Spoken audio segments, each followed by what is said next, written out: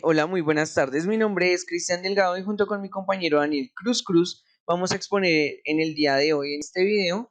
acerca de la malla metabólica que nosotros desarrollamos. Entonces comprendemos como metabolismo el conjunto de reacciones químicas que ocurren en una célula y que le permiten seguir viviendo, creciendo y dividiéndose. Los procesos metabólicos suelen clasificarse como lo que es el catabolismo, que es la obtención de energía y poder reductor a partir de los nutrientes, y el anabolismo, que es la producción de nuevos componentes celulares, normalmente mediante procesos que los que requieren energía, y el poder reductor obtenidos del catabolismo de los nutrientes. En este mapa pues vamos a exponer acerca de lo que es la glucólisis, fosforilación oxidativa, el ciclo de Krebs y demás procesos como puede ser también la vía pentosa fosfato y el ciclo de la urea, los cuales son los procesos más importantes, ya que interactúan de una forma compleja para permitir una regulación adecuada en el organismo. Bueno, pues teniendo en cuenta, no podemos ser metabólica en un proceso que se llama pues la glucólisis, que esto es un proceso principalmente que lo que hace es desintegrar la glucosa y esto se da en el citosol para producir lo que son productos como lo que es el piruvato. También podemos obtener ahí lo que es el ATP y el NADH.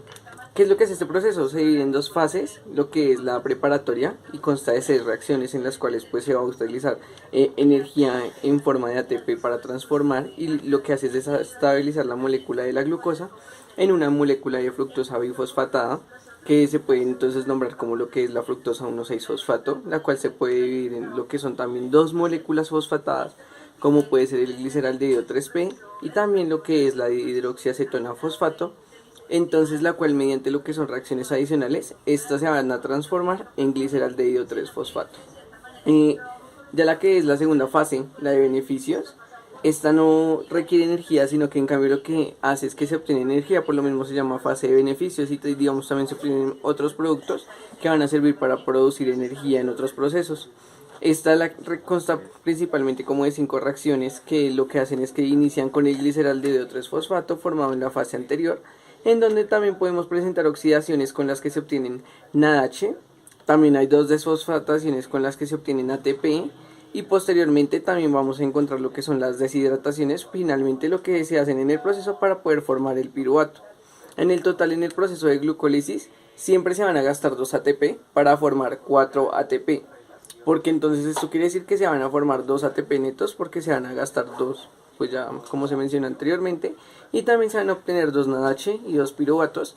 Esto porque posteriormente va a servir para formar ATP y la regulación en este proceso se ve de una manera enzimática en las reacciones que podemos ver ahí en nuestro mapa, que es la 1,3 y también la 11, que son reacciones también irreversibles. Esto quiere decir que son reacciones que no van a presentar un equilibrio o que también se pueden ver inhibidas por la desactivación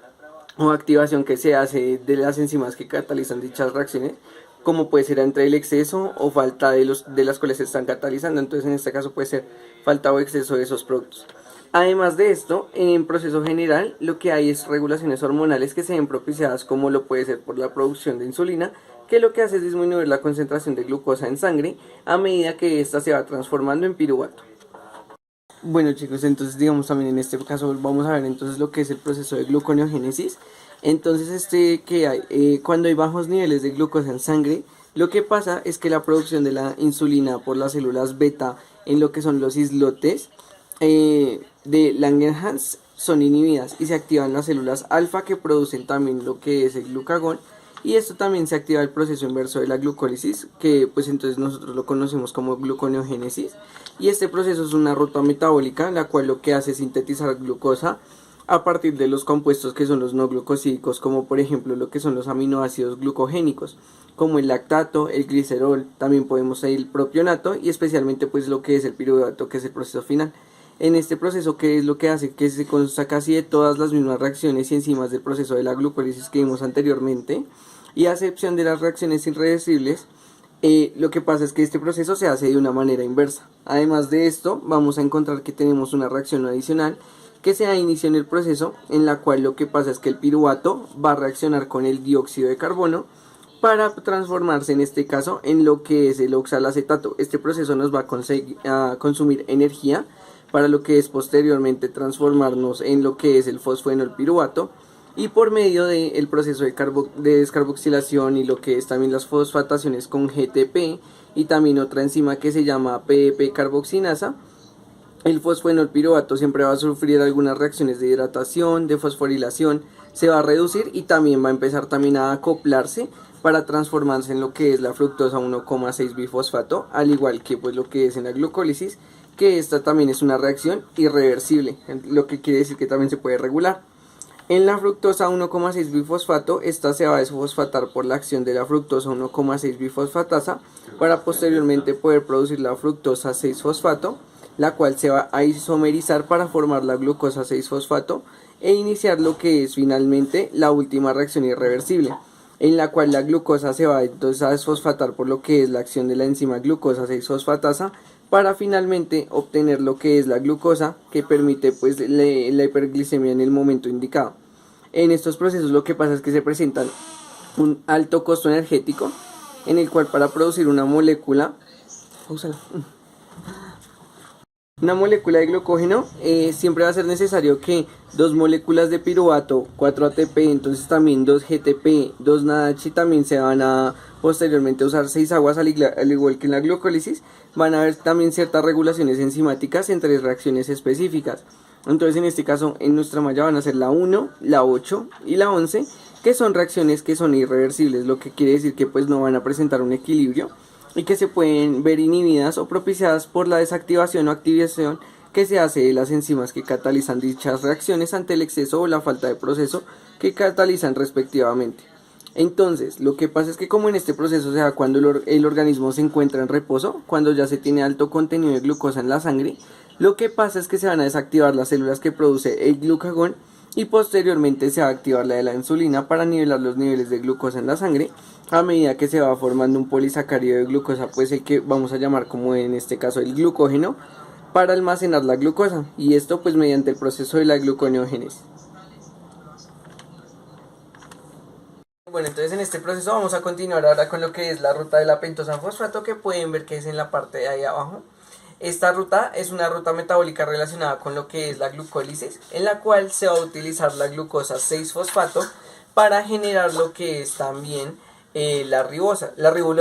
Esta es necesaria para la biosíntesis de nucleótidos y lo que es también ácidos nucleicos. Además también vamos a obtener agentes reductores en forma de NADPH y estos se van a utilizar como coenzima de enzimas propias del metabolismo.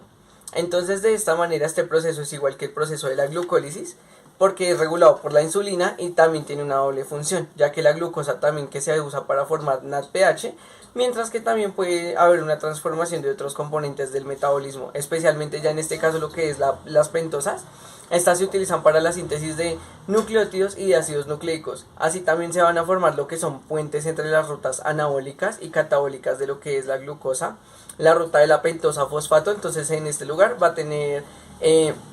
2 fases y esto tiene lugar en el citosol. La primera es una fase oxidativa en la cual se genera el agente reductor NADPH y esto se logra gracias a que hay una reacción de oxidación de la glucosa 6-fosfato y que se lleva a cabo por la enzima glucosa 6-fosfato deshidrogenasa y de la coenzima NADP. Esto lo que hace es que se forma la 6-fosfogluconolactona y que digamos también tenemos un NADPH formado con el hidrógeno transferido en el proceso de oxidación. Seguidamente también vamos a encontrar que se da una hidrólisis de la lactona formada gracias a que hay una actuación de la fosfoglucolactonasa, con la cual vamos a obtener también lo que es el ácido libre 6-fosfoglucoato, y finalmente este producto se transforma en lo que es la ribulasa 5-fosfato por acción de la 6-fosfogluconato deshidrogenasa. Entonces vamos a obtener también lo que son segundas moléculas de NADPH y además también va a haber la liberación de la molécula de CO2 como mencionamos anteriormente gracias a que hay una descarboxilación oxidativa del ácido libre como podemos ver, y finalmente la enzima pentosa 5-fosfato mediante un intermediario en diol isomeriza la ribulosa 5-fosfato y la convierte en 5-fosfato gracias a que hay una transformación del grupo cetosa en aldosa. Esta última reacción lo que hace es que se prepara un componente central de la síntesis de nucleótidos para la biosíntesis de los ácidos nucleicos y los cofactores de nucleótidos, y al mismo tiempo se lleva a cabo una transición hacia la fase no oxidativa de la ruta metabólica de la misma vía pentosa fosfato. Y ahora pues la última fase, que sería pues la no oxidativa, que se diferencia es que se sintetizan pentosas fosfato y otros monosacáridos fosfato-fosfato. Y esto lo que pasa es que se inicia en caso de que la célula necesita más NADPH que ribosa 5-fosfato. En este segundo proceso lo que pasa es que se encuentran en una compleja secuencia de reacciones que lo que hace es que permiten cambiar las azúcares de las pentosas para formar finalmente lo que es el gliceraldehído 3-fosfato y la fructosa 6-fosfato, para entonces continuar directamente con lo que es el proceso de glucólisis. Bueno, entonces ahora vamos a continuar con lo que es el proceso de la glucogenogénesis, el cual es un proceso en el que hay una producción de síntesis de glucógeno a partir de un precursor mucho más simple, que en este caso va a ser la glucosa 6-fosfato, y luego por acción de la fosfoglucomutasa la glucosa va a pasar de ser 1-fosfato,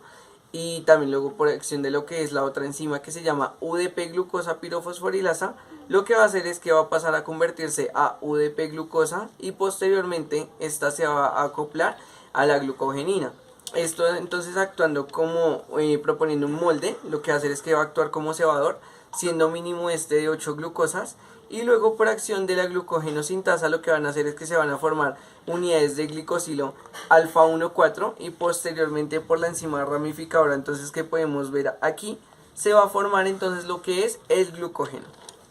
Y bueno, continuamos también entonces ya con lo que es el proceso de la glucogenólisis. Entonces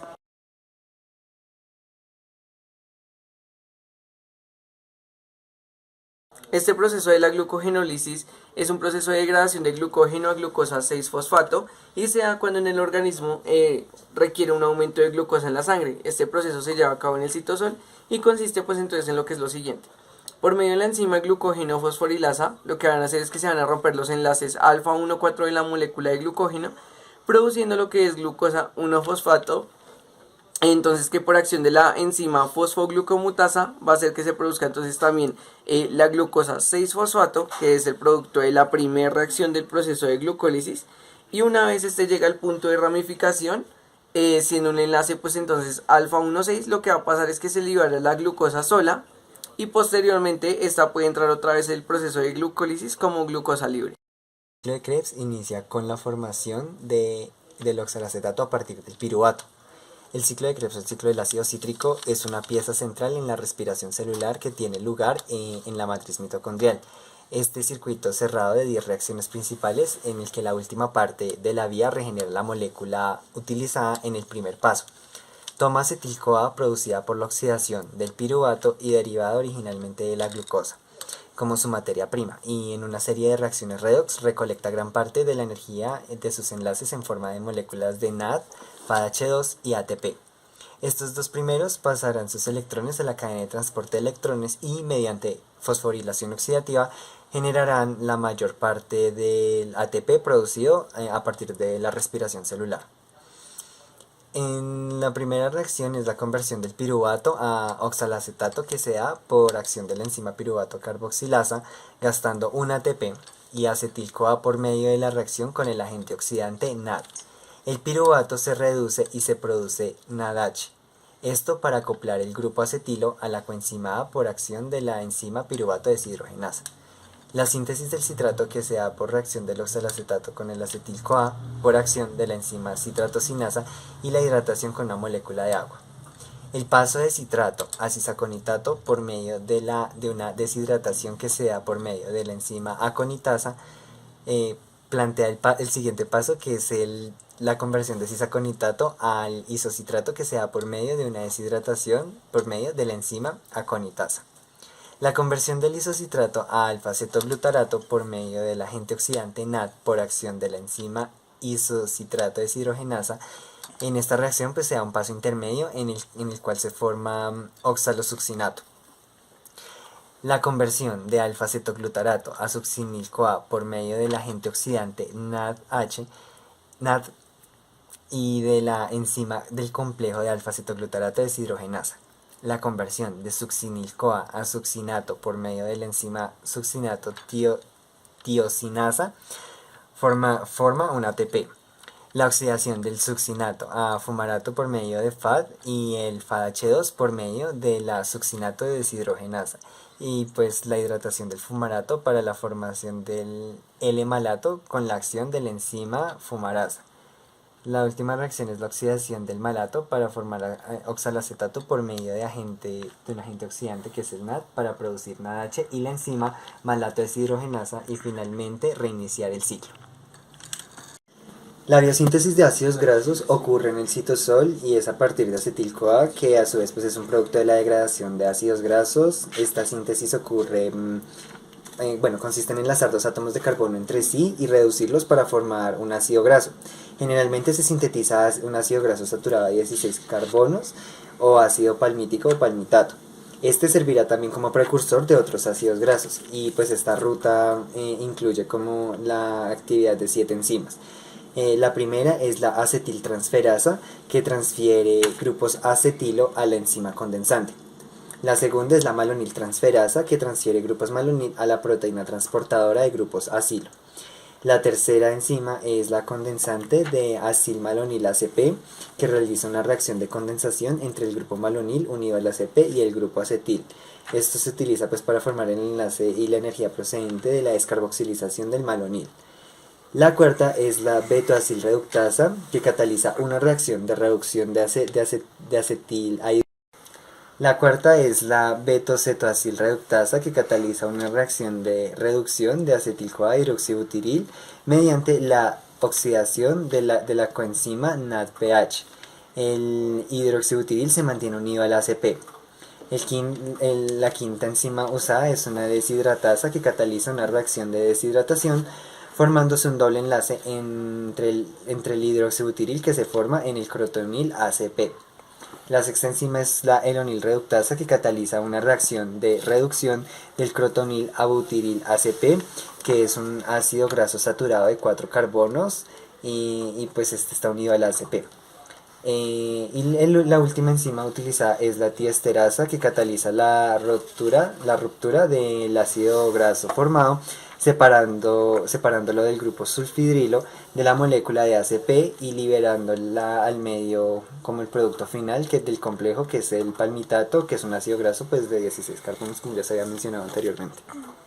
Para que inicie el proceso de beta-oxidación, el ácido graso debe acoplarse a la coenzima A. Esta ruta se trata de una ruta catabólica en la que se repite una secuencia de 4 reacciones, que es oxidación, hidratación, oxidación y tiólisis. La cadena del ácido graso se acorta en 2 átomos de carbono que salen en forma de acetil-CoA hacia el ciclo de Krebs, y pues el nombre del proceso se debe precisamente a que la introducción pues, del oxígeno tiene lugar en el carbono beta del ácido graso, ya que tradicionalmente se ha denominado carbono alfa al adyacente del grupo carboxilo. Este proceso sigue 4 reacciones. La primera es la oxidación del ácido graso con la coenzima A trans delta 2 enil-CoA por acción de una acil-CoA deshidrogenasa, donde la enzima FAD se reduce a FADH2. El segundo es la hidratación de la trans delta 2 enoil-CoA a 3L hidroxiacil-CoA por la incorporación de una molécula de agua al doble enlace catalizada por una enzima enoil-CoA hidrolasa. El tercero es la oxidación de la 3L hidroxiacil-CoA de betocetoacil-CoA catalizada por la 3L hidroxiacil-CoA deshidrogenasa con NAD como coenzima, que transforma el grupo hidroxilo en carbonilo y produce 3-cetoacil-CoA y NADH. El cuarto y último paso es la tiólisis del beta-cetoacil-CoA acil-CoA por acción de la enzima betocetoacil-CoA tiolasa, que libera una molécula de acetil-CoA para finalmente ingresar al ciclo de Krebs. La cetogénesis es el proceso en el cual se forma en el hígado los cuerpos cetónicos, que usualmente son acetoacetona y beta-hidroxibutirato por el proceso de beta-oxidación metabólica de los ácidos grasos. El proceso tiene lugar cuando la gluconeogénesis es activada, pues esta induce la disminución de los niveles de oxalacetato, impidiendo que el acetil-CoA de la beta-oxidación se oxide completamente en el ciclo de Krebs. Esta se da en 4 reacciones, las cuales son, pues el primero consiste en el paso de la condensación de 2 moléculas de acetil-CoA y acetoacetil-CoA que son reacciones catalizadas por acetil-CoA transferasa para producir acetil-CoA. El segundo es el del acetil-CoA, que se condensa con un tercer acetil-CoA mediante la acción de la HMG-CoA sintasa para producir HMG-CoA. El tercero es el HMG-CoA, que se degrada hasta acetoacetato, y el acetil-CoA por acción de la HMG-CoA liasa. De esta forma se obtiene el primer cuerpo cetónico, que es la acetona. Y el cuarto y último proceso, que es el acetoacetato, se reduce hasta beta-hidroxibutirato según el cuerpo cetónico por la intervención de beta-hidroxibutirato deshidrogenasa, y esta reacción depende principalmente de NADH. La síntesis del colesterol se produce a partir del acetato, que puede esquematizarse en 4 reacciones principales. La primera es la de acetil-CoA a mevalonato, que es una reacción en donde la cadena de acetil-CoA toma 4 carbonos más. Se trata pues de una reducción del 3-hidroxi-3-metilglutaryl-CoA hasta el mevalonato, que es la etapa limitante de la síntesis del colesterol mediante la enzima HMG-CoA reductasa. El segundo paso es el paso del mevalonato al isopentilpirofosfato. Pues en este mevalonato se convierte en 3-isopentilpirofosfato en 3 reacciones consecutivas que precisan energía metabólica proveniente de la hidrólisis del ATP. Pues en el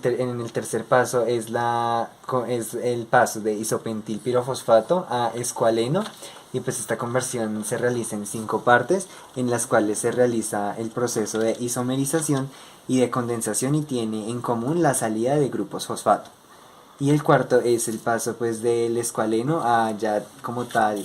la molécula finalmente de colesterol como la conocemos. Y pues esta última fase de la ciclación del escualeno se realiza pues para la biosíntesis del colesterol, donde la forma del epóxido de escualeno se cicla generando el lanosterol por la enzima oxidoescualeno ciclasa, y luego el carbocatión se reorganiza hasta sintetizar el lanosterol, en el cual se eliminan 3 grupos metilo y se reduce el doble enlace para producir la isomerización del doble enlace y así formar el colesterol finalmente. El ciclo de la urea es el proceso metabólico en el cual se procesan los derivados proteicos y se genera urea como producto final. Comienza en el interior de la mitocondria, en los hepatocitos, y pues mediante la reacción entre el amoníaco producido en las mitocondrias con el dióxido de carbono, que también es producto de la respiración celular, se produce carbaminol fosfato. Esta reacción pues es dependiente de ATP y se cataliza por la enzima carbaminol fosfato sintetasa 1. El carbaminol fosfato cede un grupo carbamolio a la ornitina para formar citrulina y liberar pirofosfato. Reacción catalizada por la ornitina transcarbomoilasa. La citrulina se libera al citoplasma.